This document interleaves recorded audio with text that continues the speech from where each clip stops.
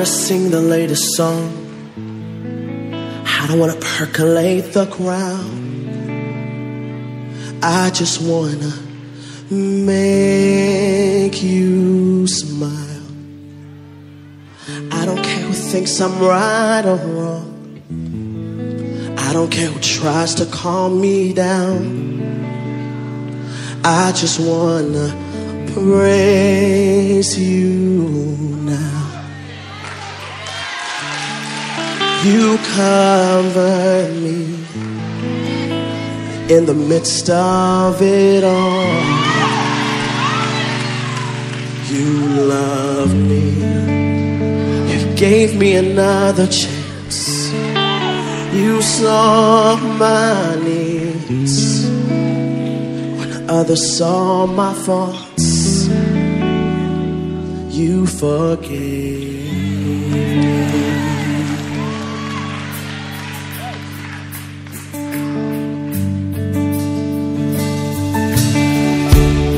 I don't have to listen for my name. They don't have to walk me down the aisle. I just wanna make you proud. Should I make the Hall of Fame, or they save a special seat? I just hope that you'll be pleased. You covered me in the midst of it all. You loved me, gave me another chance. You rescued me. I was going to fall. You saved me. So in my life, be glorified, be glorified, be glorified. Yeah, yeah. Be glorified. Oh. Be glorified. Gonna fall. You saved me. So in my life,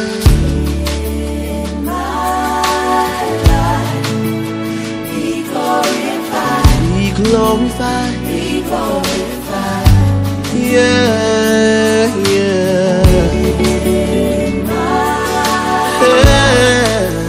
Be glorified, oh. Be glorified.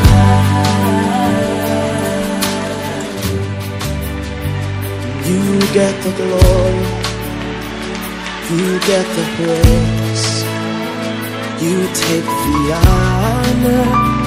I just wanna say, you get the glory, you get the glory, you get the praise, take all of the honor.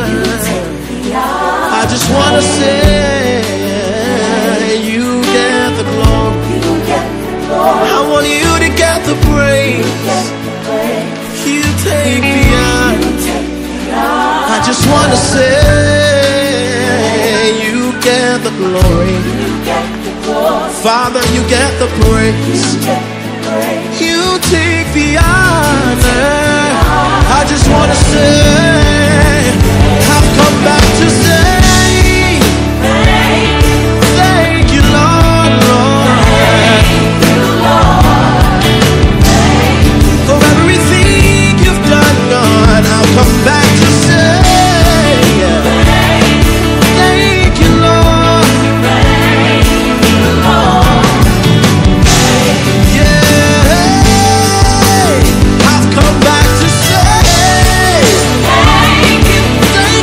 Jesus.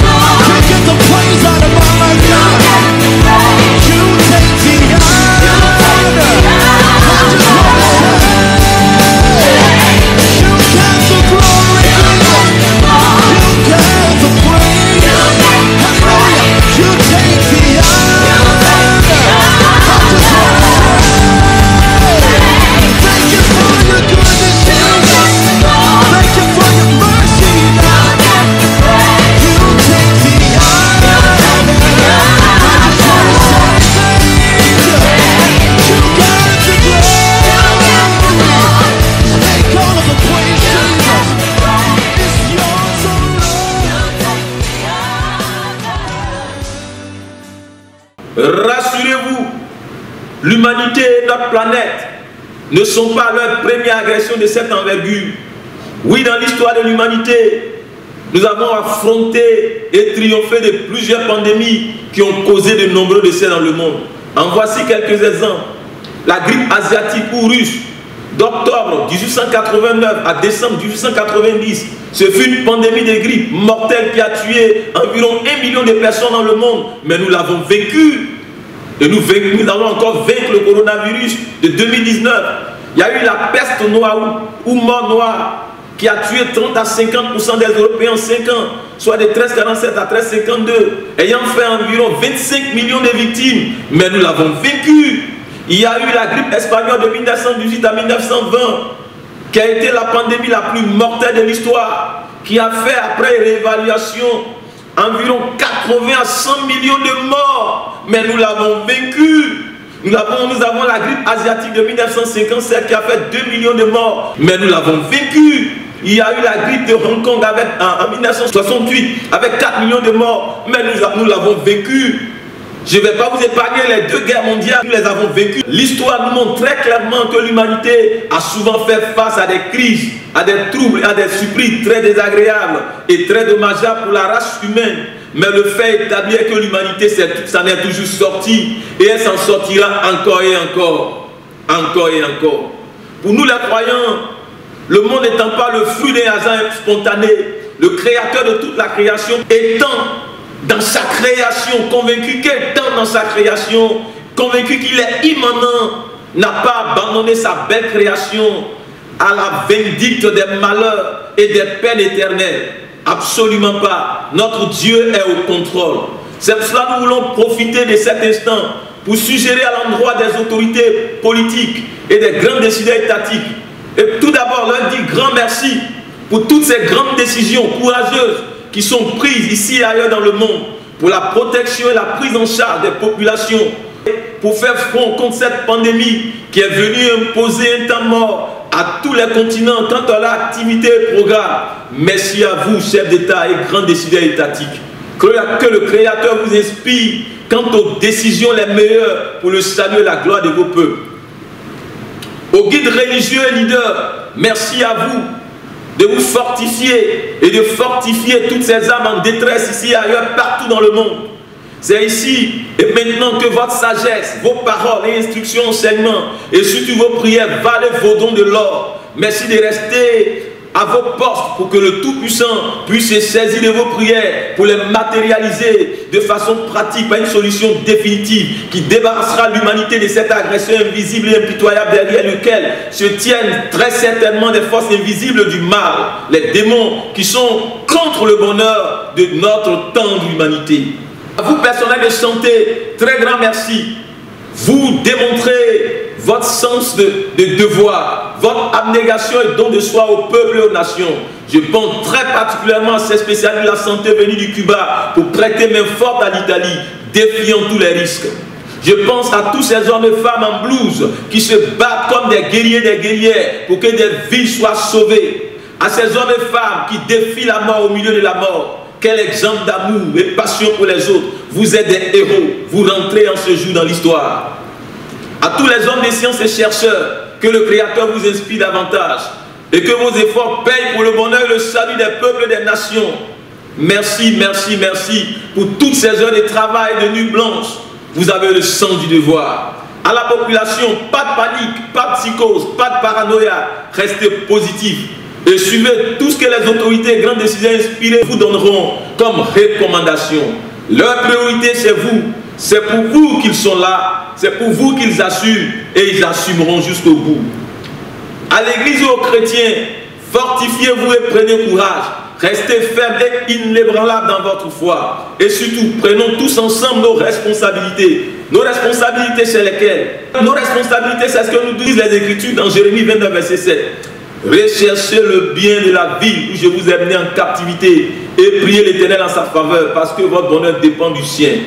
Nos responsabilités, c'est lesquelles? C'est ce que nous disent encore les Écritures dans le livre de 2 Chroniques, le chapitre 7, verset 14. Si mon peuple sur qui est invoqué mon nom s'humilie, prie et cherche ma face, si c'est détourne de ses mauvaises voies, je l'exaucerai des cieux, je lui pardonnerai son péché et je guérirai son pays. Je guérirai son pays. Dieu guérira la terre. Il guérira les nations, les continents, les vies. Et enfin, nos responsabilités, c'est lesquelles? C'est ce que nous dit le très célèbre historien et apologète Lactance qui avait cité Origène, en disant que nous sommes une armée de piété. Nous sommes une armée de piété. Nous, par nos prières, vainquons tous les démons qui attisent la guerre et conduisent à la violation des serments et troublent la paix telle que le coronavirus. Nous sommes en ce sens beaucoup plus utiles au roi que ceux qui vont sur le terrain pour se battre contre eux. Et personne ne se bat mieux que nous, car nous nous battons pour son compte, formant une armée spéciale, une armée de piété, en offrant nos prières à Dieu. C'est cela nos responsabilités. C'est cela nos responsabilités. Oui, nous voulons dire aux croyants que dans ce monde de plus en plus en proie à la dégradation de tous genre, aux tourments et aux agitations, à la confusion et à la désolation, plus ou moins généralisée, l'Église devrait se réveiller le monde. L'Église n'est pas soumise à l'agenda du monde et ne doit pas se soumettre à l'agenda du monde,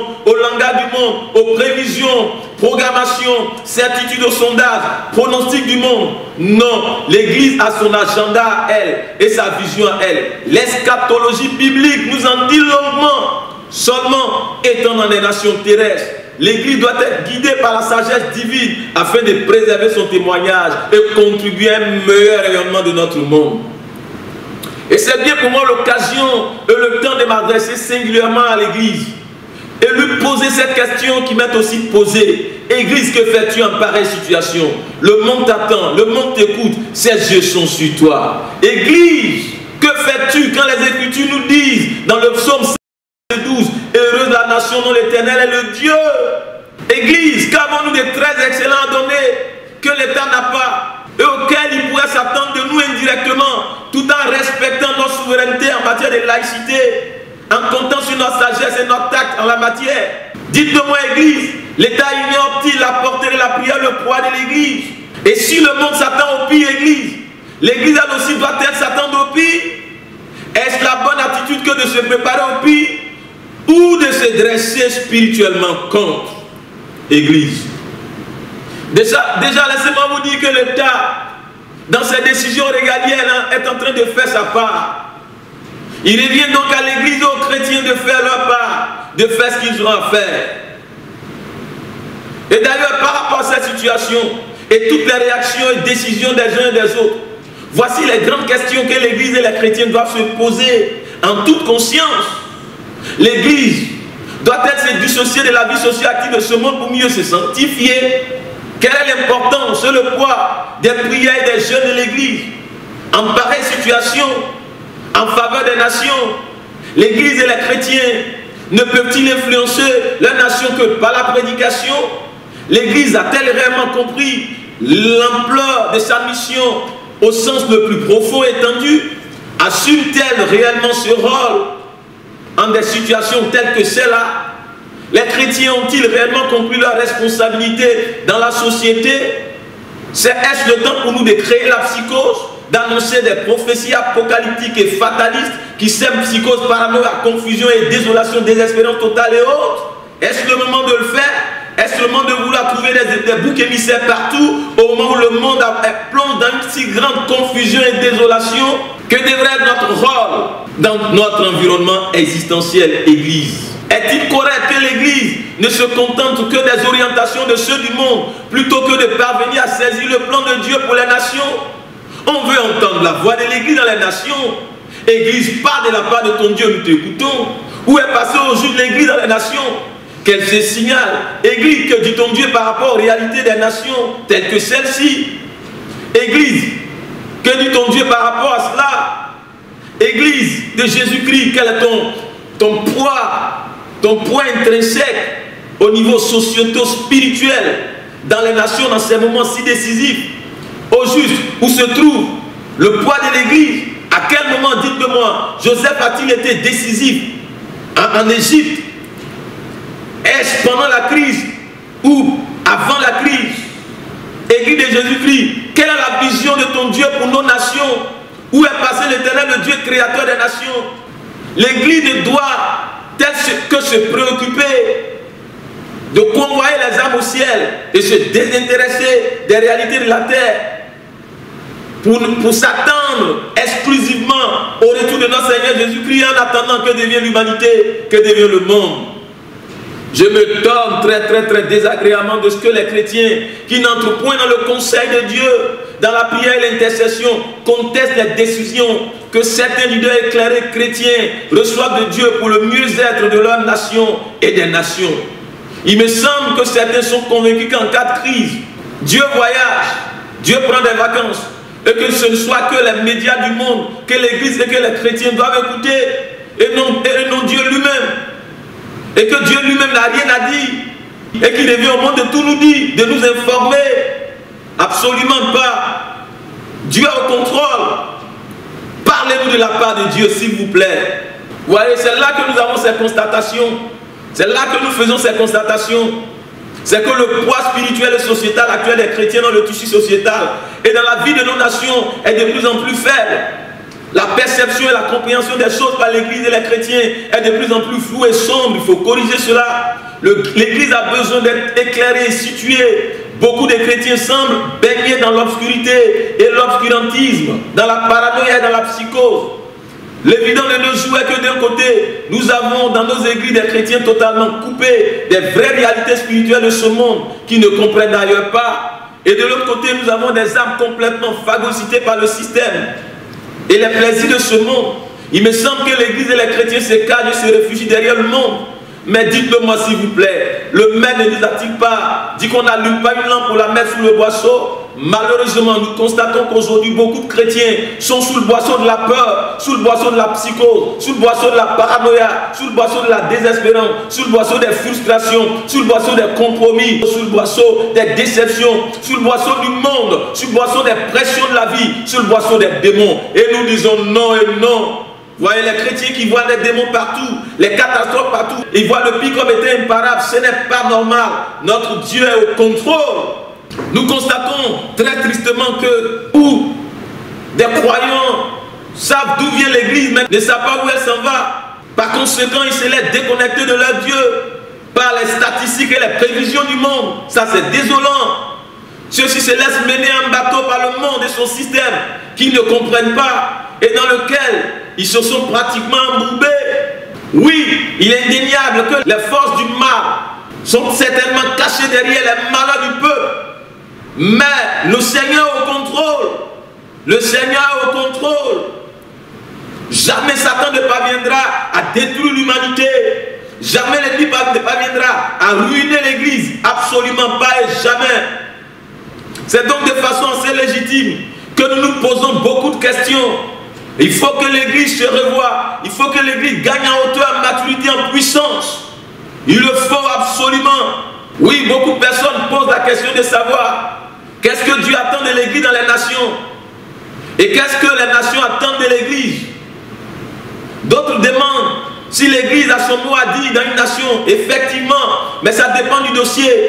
Seulement que chacun des acteurs que sont l'Église et l'État doit rester dans son domaine de définition pour ne pas qu'il y ait confusion. C'est une question de synergie, de collaboration pour le bonheur des sociétés et des hommes. C'est de ça qu'il est question. Oui, l'Église a son mot à dire. L'Église ne va pas abandonner la société à la merci de l'égarement, de la confusion et de la désolation.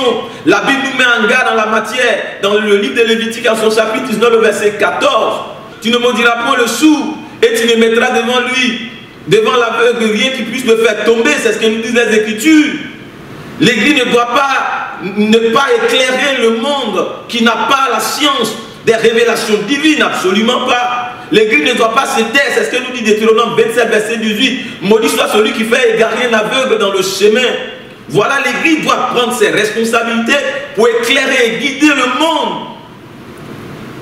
Je le répète, il ne faut simplement pas que l'Église soit politisée et que l'État s'immisce dans les affaires sacerdotales de l'Église, chacun œuvrant à son niveau pour le bonheur de nos sociétés. Mais l'Église ne doit pas abandonner les gouvernants. L'Église doit prendre ses responsabilités, les assumer pleinement. Sinon que oui, effectivement, l'Église a bel et bien son mot à dire dans une nation. Mais un mot venant de son Dieu, inspiré par son Dieu, un mot positif, un mot constructif, pas un mot qui sème l'hécatombe, la psychose, la peur, la paranoïa, la désolation. L'église n'a pas pour vocation de courir quand le monde court, de pleurnicher quand le monde pleurniche, de se lamenter quand le monde se lamente, d'aller dans tous les sens quand le monde le fait, de se suicider quand le monde le fait, parce qu'elle est un Dieu qui est au contrôle. Vous savez, chrétiens, je m'adresse à vous, celui qui a perdu la foi, celui qui n'entretient pas sa foi, en pareille situation, il va se fabriquer lui-même sa tombe ou son caveau s'il est riche. Il va s'inhumer lui-même, il va s'euthanasier. C'est le temps pour toi qui m'entends de réveiller ta foi, chrétien. En pareille situation, c'est la foi qui nous maintient, c'est la foi qui nous maintient debout, c'est la foi qui nous maintient fort. Vous savez, l'église a son agenda à elle, l'église a son programme, et le boss de l'église est au contrôle. Il est au contrôle. Je voudrais remercier tous ces hommes éclairés qui ont pris des moments de jeûne, qui ont décidé des moments de jeûne pour la nation. Je crois que le président américain Donald Trump l'a fait. Le président ghanéen Akufo-Addo également l'a fait. C'est beau. Merci à tous ces chefs. Oui, l'église est décisive, je le répète. L'église est décisive. Souvenez-vous de ce que Dieu a dit à Jérémie. Regarde, je t'établis aujourd'hui sur la nation, sur les royaumes, pour que tu arraches et que tu abattes, pour que tu ruines et que tu détruises, pour que tu bâtisses et que tu plantes. C'est là le moment pour l'église d'abattre, de ruiner les démons qui sont derrière les malheurs de notre peuple à travers le coronavirus. C'est le temps d'arracher, de détruire. C'est le temps pour nous tous. Nous avons cette responsabilité. C'est le temps pour nous dans la prière de planter la vie, de mettre un terme à l'heure de la mort et du séjour des morts. Église, réveillons-nous. Nous avons une responsabilité en la matière. Ce n'est pas le temps de manger, de s'apeurer. Ce n'est pas le temps de nous adonner à l'écoute des prophéties apocalyptiques. C'est le temps de nous réveiller, de faire front dans la prière, de nous sanctifier pour bouter hors des nations et de nos peuples cette pandémie. C'est le temps de le faire. Réorientons-nous. Réorientons-nous. Réorientons-nous. S'il vous plaît, réorientons-nous. Ce n'est pas en vain que le Seigneur nous dit dans le psaume 33, verset 12, heureux la nation dont l'Éternel est Dieu. Vous savez, l'église est la prunelle des yeux de Dieu dans une nation. Elle est une nation spirituelle que Dieu s'est acquise parmi les nations. Quand elle est honorée dans une nation, c'est Dieu qui est honoré. Et cette nation-là moissonne le fruit. En cela, l'église qui est écoutée de Dieu doit prendre ses responsabilités pour s'adresser à son Dieu plutôt que de se museler en pareille situation. À travers une église qui fait la volonté de Dieu dans une nation, mais Dieu devient le Dieu de cette nation. Et ça, c'est très important. L'église doit pouvoir contribuer à rendre la société meilleure sans se substituer aux instances gouvernementales. Elle doit interagir avec elle et agir avec ces instances en synergie sur une base commune. C'est-à-dire les valeurs universelles. Elle ne doit pas fuir les gouvernants et les laisser sombrer ou les laisser dans l'impuissance. Ces gouvernants ont besoin d'un péage spirituel favorable qui s'est créé à travers les prières. L'église est dans la nation et de la paix et du bien-être de cette nation dépendent les siens. Autant la paix d'une nation dépend de la paix de l'église, autant cela l'est inversement. Jérémie le dit en son chapitre 21, verset 7. Recherchez le bien de la ville où je vous ai amené en captivité et priez l'Éternel en sa faveur parce que votre bonheur dépend du sien. Priez, priez en sa faveur. Nous sommes dans les nations. Notre bonheur dépend des nations dans lesquelles nous sommes. Comment l'église peut se réjouir d'une nation perturbée, troublée, d'un monde en proie à la désolation?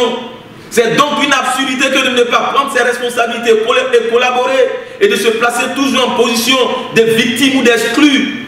L'église est décisive dans une nation. Elle peut être une grâce de Dieu, tout comme un sujet de jugement. Lorsqu'elle sombre dans le péché, ça n'est une réalité. C'est très important. En la matière, voici ce que nous disent les Écritures dans Lévitique 26, 3 à 6. Il est dit, je vous enverrai des pluies en leur saison. La terre donnera des produits et des arbres des champs donneront leurs fruits. Vous mangerez votre pain à satiété et vous habiterez en sécurité dans votre pays. Aujourd'hui, à cause de ce virus, y a-t-il la sécurité? Je mettrai la paix dans votre pays et personne ne trouvera votre sommeil. Aujourd'hui, la réalité est là. Je ferai disparaître du pays les bêtes féroces. Ça, c'est une image. Le paix ne passera point par votre pays. Mais le corona, c'est une épée. Elle est en train de détruire. Elle est en train de ruiner l'église. Tu as besoin de te réveiller. Il y a des combats qui sont spirituels. Et c'est spirituellement qu'on les mène. Souvenez-vous, lorsque Moïse était sur la montagne, dans la prière, assumant le front spirituel, Josué était dans la vallée en train de mener le combat physique. Mais le déterminant, c'était lequel? C'était ce qui s'est passé sur la montagne. Pendant que les gens du monde et les chercheurs et autres sont dans la vallée en train de chercher, en train de passer des nuits blanches, à vouloir trouver, à faire des essais cliniques et autres. Mais nous, Église, mais restons sur la montagne pour que ce qui se passera dans la vallée, chez ces médecins et chercheurs, soit positif par l'influence sur le péage de nos prières que nous aurons à adresser à l'Éternel. C'est cela notre responsabilité. Il faut que nous l'assumions pleinement. Voyez-vous comment est-ce que les péchés des nations peuvent entraîner l'entrée en scène des démons? Comment est-ce que les débordements des nations, comment est-ce que les abominations des nations, comment est-ce que les perversions des nations, comment est-ce que les contresens des nations, comment est-ce que les confusions des nations peuvent susciter le jugement de Dieu, la colère de Dieu à travers toutes sortes de souffrances. Mais là n'est pas le moment, ce n'est pas le moment d'incriminer, c'est le moment nous de nous repentir.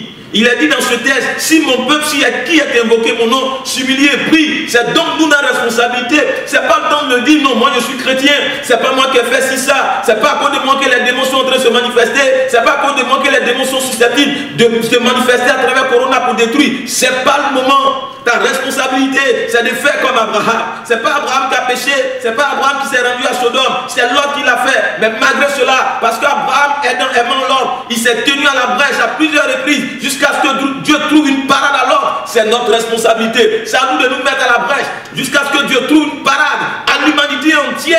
C'est cela notre responsabilité. C'est pas le moment de se fustiger les uns les autres. Allons à l'essentiel. L'essentiel, il faut que nous triomphions de cette situation. C'est cela que Dieu attend de nous. Et il faut que nous assumions. Il faut que nous l'assumions pleinement. Il le faut, Église. Église, vous savez avec moi que nous sommes en Christ. Et Christ est une citadelle imprenable. Vous vous souvenez qu'il y a eu des villes de refuge en Israël au nom de Cis, habitées par les Lévites. Et ces villes dites villes de refuge, c'est un symbole de la personne de Christ. Nous nous réfugions en Christ. Et ce Christ-là, nous devons faire en sorte qu'il soit un refuge pour l'humanité tout entière.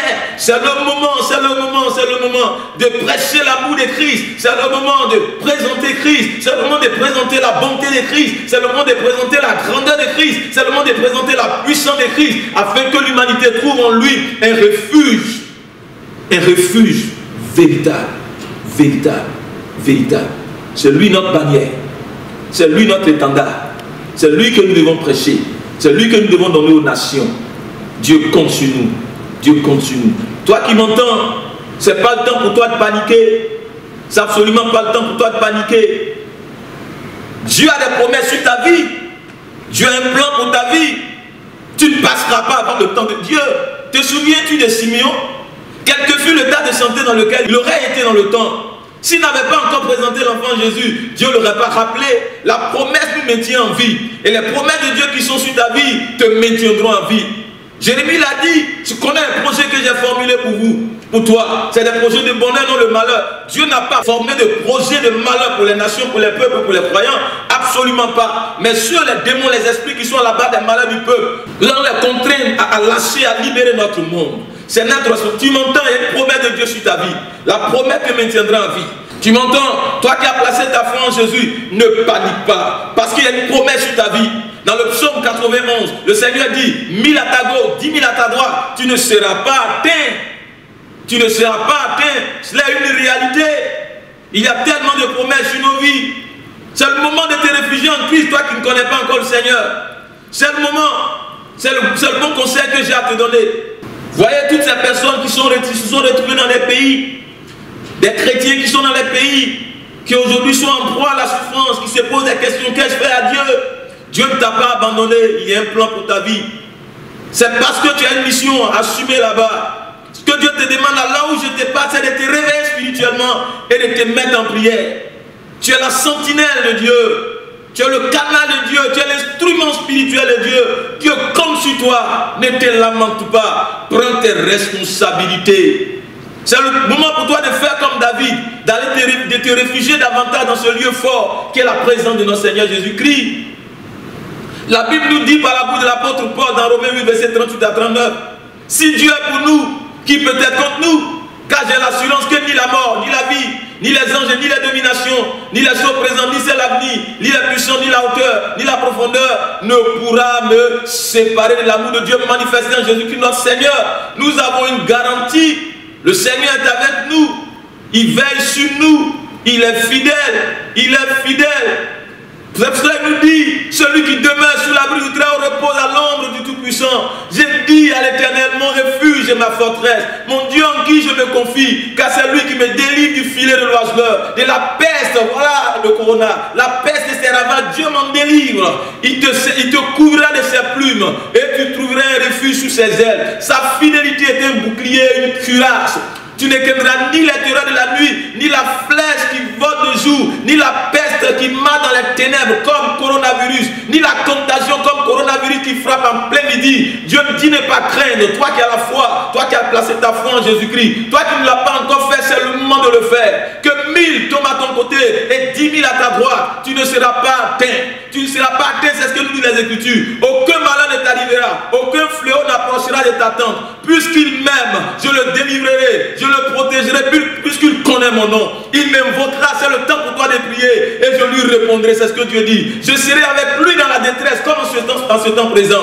Je le délivrerai, je le glorifierai. C'est pas encore fini pour toi, toi qui m'entends chrétien. Dieu a un plan pour ta vie, peuple. Dieu a un plan pour ta vie, pour toi, nation. Je m'adresse à vous tous, le Seigneur vous parle. Je le rassasierai de longs jours. Tu ne mourras pas, il n'y aura personne pour mettre terme à ton existence. Les jours de ta vie sont comptés par Dieu. Ta longévité ne dépend pas de coronavirus. Ta longévité ne dépend pas de tout ce qui se passe. Ta longévité dépend du Créateur. Et je lui ferai voir mon salut. C'est ce que nous dit le psaume 91. La Bible nous dit encore dans le psaume 125, verset 1 à 3, ceux qui se confient en l'Éternel sont comme la montagne de Sion. Elle ne change seul point. Elle est affermie pour toujours. Des montagnes entourent Jérusalem. Ainsi l'Éternel entoure son peuple. Dès maintenant, il n'y a jamais, c'est pas pour aujourd'hui. C'est pas pour aujourd'hui. C'est pas pour aujourd'hui. Je peux le dire, quelqu'un me dira c'est des promesses en l'air. C'est pas des promesses en l'air. Absolument pas. Au moment où Dieu parlait, c'est pas quelqu'un qui avait pris de l'éthanol. C'est pas quelqu'un qui avait pris de l'alcool. Il était en possession de toutes ses facultés. Dieu ne perd pas le contrôle quand il parle. Dieu ne sombre pas dans la schizophrénie. Dieu ne sombre pas dans les troubles de conscience. Dieu est tout le temps lucide. Au moment où il a parlé, il était lucide. Et il maintient sa parole. Il dit qu'il te garde et qu'il te gardera. Il dit qu'il a un plan pour les nations et il a un plan pour les nations. Il dit qu'il n'y aura personne pour détruire la terre et que la terre au pouvoir de son contrôle, au pouvoir de son contrôle, ça n'est le cas. Humanité, restez sereine. Humanité, restons sereins, restons fermes, faisons ce que nous avons fait en comptant sur la grâce et le nom de Dieu. Il se manifestera. Il est en train de se manifester. Ce n'est qu'une question de quelques jours. Et nous allons nous débarrasser de cet imposteur. Dieu garde toutes les nations et tous les peuples du globe. Paix sur tous, et que l'ennemi de toutes ces vies humaines, en proie aux soucis et tourments, soit bouté hors de notre monde et des vies, au nom de notre Seigneur Jésus-Christ de Nazareth. J'aimerais terminer pour dire que l'ennemi, avec ses fléaux, n'est pas sa première tentative. Il a toujours échoué, il échouera et échouera encore, jusqu'à ce que nous vienne le Shiloh, celui à qui devons se soumettre tous. Shalom. C'était avec le Kohen Gadol, le prophète Don Céleste Nabi. Vêtu de gloire, le Fils de l'homme reviendra. Ouais. Et on l'appellera le lion de la tribu de Juda. Vêtu de gloire, Adonai viendra. Oh ouais. Et on l'appellera le lion de la tribu de Juda.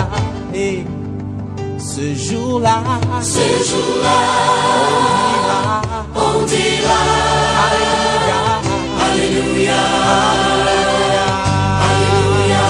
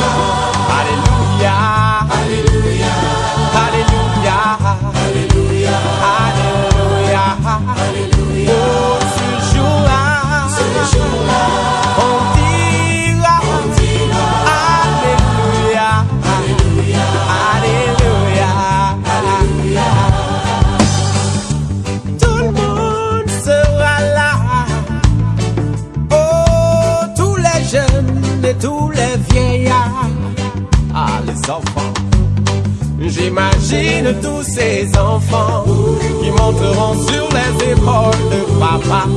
Envie de voir ça. L'aveugle le verra et même le sourd l'entendra. Oh, yo, yo, yo. Le muet le chantera.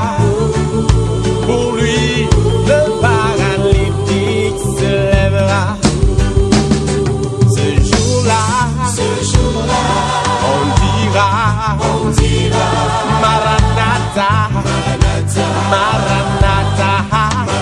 Oh, ce jour-là, on dira, Maranatha, Maranatha, Maranatha. Oh, oh, oh.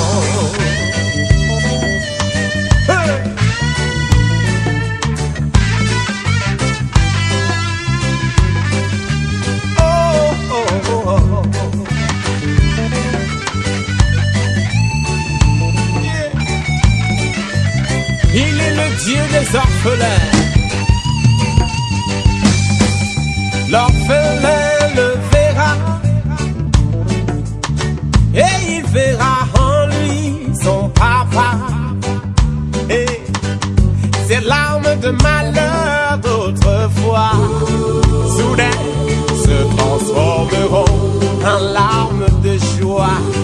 Et l'incrédule verra ça, et puis il voudra se mordre les doigts. Oh là là, mais ce sera trop tard. On sera déjà loin, loin, loin dans la gloire. On dira, Hosanna, Hosanna, Hosanna, Hosanna, Hosanna, Hosanna. On dira, Hosanna, Hosanna, Hosanna, Hosanna. Nul ne sait le jour ni l'heure, mais le maître arrive, Jesus. Et les signes sont évidents. Prépare-toi à la rencontre de ton maître. Si tu m'entends, chante avec moi ce chant. Vêtu de gloire, le Fils de l'homme revient.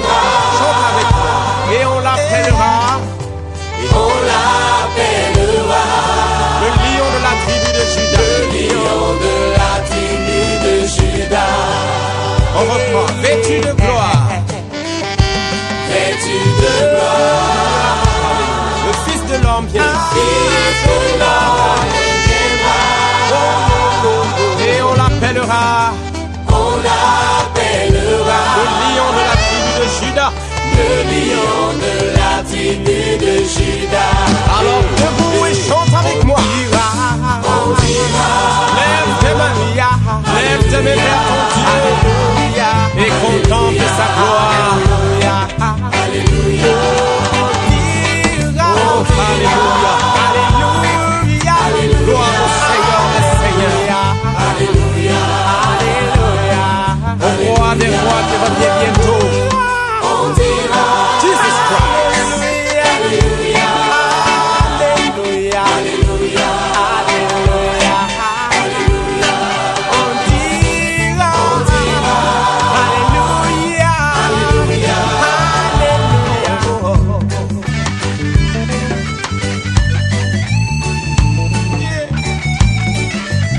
Il est le Dieu des orphelins. L'orphelin le verra et il verra en lui son papa. Et ces larmes de malheur d'autrefois soudain se transformeront en larmes de joie. Et l'incrédule verra ça et puis il voudra se mordre les doigts. Oh là là, mais ce sera trop tard. On sera déjà loin, loin, loin dans la gloire. On dira, Hosanna, Hosanna. Hosanna, Hosanna. Hosanna, Hosanna. on dira, Hosanna, Hosanna. Hosanna, Hosanna. Nul ne sait le jour ni l'heure, mais le maître arrive, Jesus. Et les signes sont évidents. Prépare-toi à la rencontre de ton maître. Si tu m'entends, chante avec moi ce chant. Vêtu de gloire. Vêtu de gloire, Le Fils de l'homme reviendra. chante avec moi. Et on l'appellera On l'appellera. le lion de la tribu de Judas. Lion de la tribu de Judas. On reprend. Vêtu de gloire, Vêtu de gloire. le Fils de l'homme viendra. Fils de l'homme reviendra. Et on l'appellera On l'appellera. le lion de la tribu de Judas. Le lion de la tribu de Judas. Alors debout et chante avec moi. On dira. Lève tes mains, lève tes mains vers ton Dieu. Et contemple sa gloire. Alléluia. Alléluia. Alléluia. Gloire au Seigneur des Seigneurs. Alléluia. Alléluia. Au roi des rois qui revient bientôt. On dira. Jesus Christ. Alléluia. Alléluia. Alléluia. Alléluia. Alléluia. On dira. Alléluia. Alléluia. Alléluia. Ce sera trop beau, ce sera trop merveilleux pour que tu rates ça, mon frère. Toi aussi, ma sœur. Alléluia. I don't wanna sing the latest song. I don't wanna percolate the crowd. I just wanna make you smile. I don't care who thinks I'm right or wrong. I don't care who tries to calm me down. I just wanna praise you now. You cover me In the midst of it all, you love me. You gave me another chance. You saw my needs when others saw my faults. You forgave.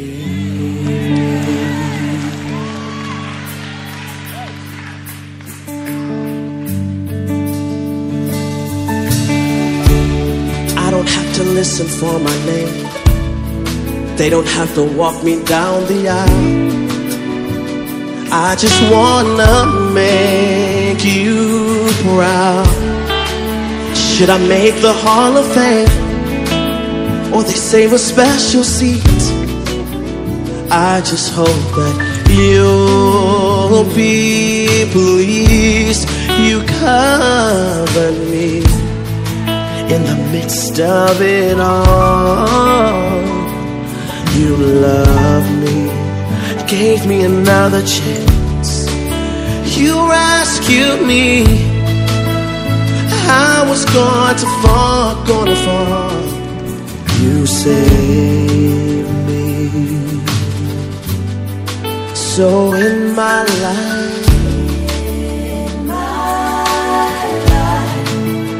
be glorified, be glorified, be glorified. Yeah, yeah. Be glorified. Oh. Be glorified.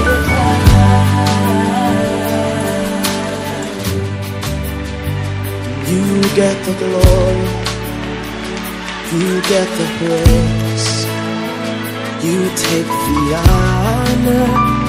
I just wanna say, you get the glory. You get the glory. You get the praise. You get the praise. Take all of the honor. You take the honor. I just wanna say, you get the glory. You get the glory. I want you to get the praise. You get the praise. You take the honor. You take the honor. I just wanna say, you get the glory. You get the glory. Father, you get the praise. You take the honor. I just want to say, I've come back to say,